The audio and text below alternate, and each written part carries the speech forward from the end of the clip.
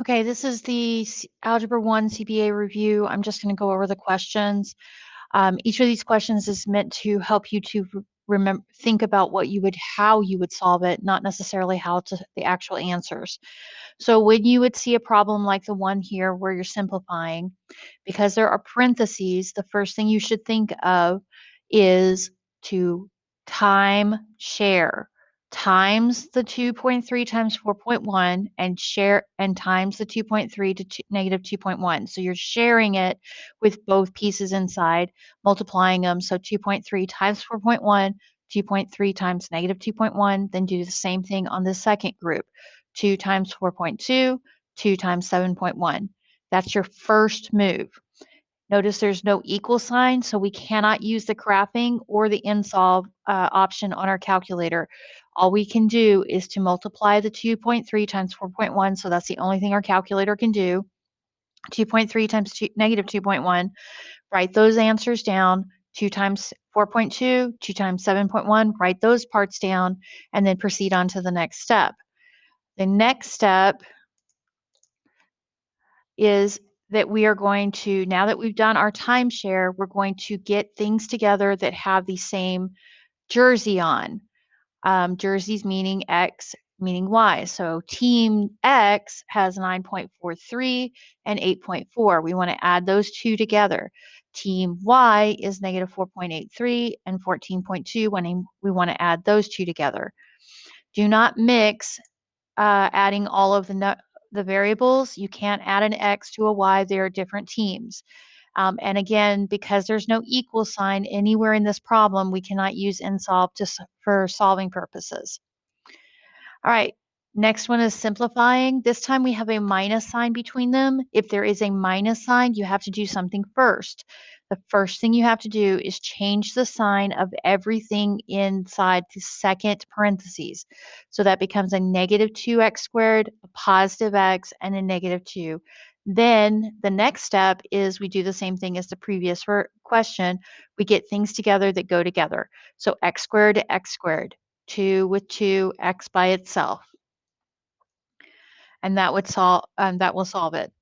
All right, how do we find domain? Well, when we have a graph, like the one down here, we're going to walk along the x-axis until we find an arrow, and again until we find a dot. Or we walk along the x-axis till we find a dot, and then we continue along till we find another dot. So we want to walk from left to right like you're reading a book, looking for dots or arrows. So is this a domain, correct way of seeing a domain? Well, domain should have the x's, so that's good, and it should tell something that's going on. In this case, it's saying all the x's can be anything bigger than 8. So there would be a open hole at 8 and shading towards a bigger than 8, or the line would go bigger than 8. Is the range along the x-axis? Well, if the domain is the x-axis, then the range can't be. The range is the y-axis. It's the down, bottom to top. So that one's false. The domain of the range is the domain, in this case, x is less than 2. Well, walking from left to right, we find an arrow, so we keep going. And then the last thing we see is a closed hole at 2. Closed hole means it's holding on to that dot. There is a 2 there, which means this should be a less than or equal to sign, so that is false. What's the range of this graph? So range, we do bottom to top. So we're going to walk along the y-axis until we see the very first thing we can touch, and that is at -5. And then we keep going up until the last thing we can touch, which is at 7. So we want from -5 to 7, and because we're along the y-axis, it should have a y in the middle. Now, if there's not an open hole like right here, then we assume it is there. That's why there's an equal to sign here. If there's a closed hole, then that means it's an equal to sign.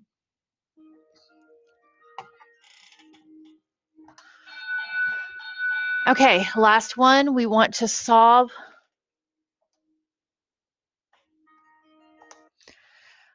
We want to solve for this.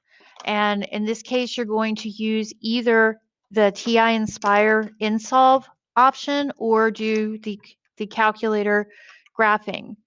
So I'm going to pop up a camera.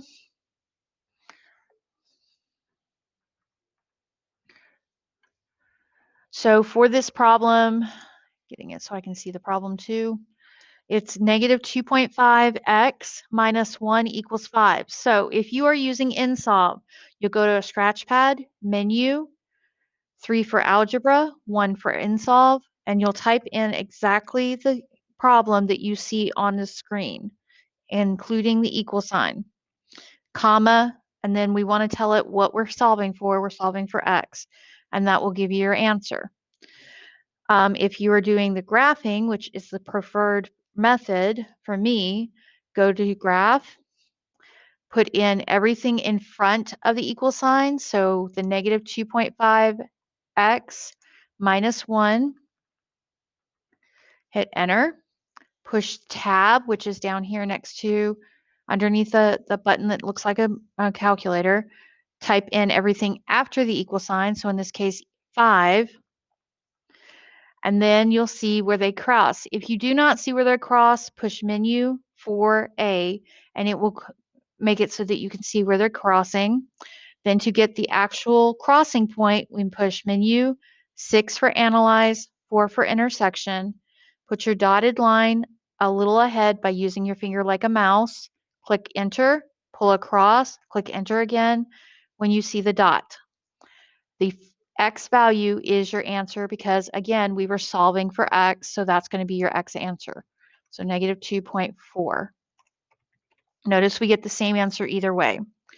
Okay, on the next question, it says solve for the inequality. You can do the same thing.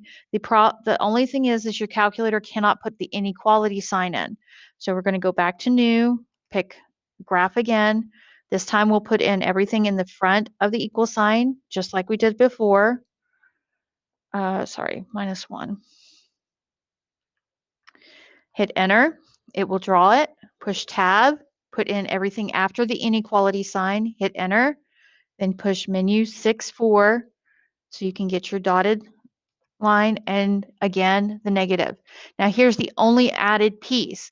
To write your answer, you have to write it with an inequality. So the next thing you need to do is look in front of the x. 2, negative 2, parentheses 2 means times, so negative 2 times 2 is negative 4.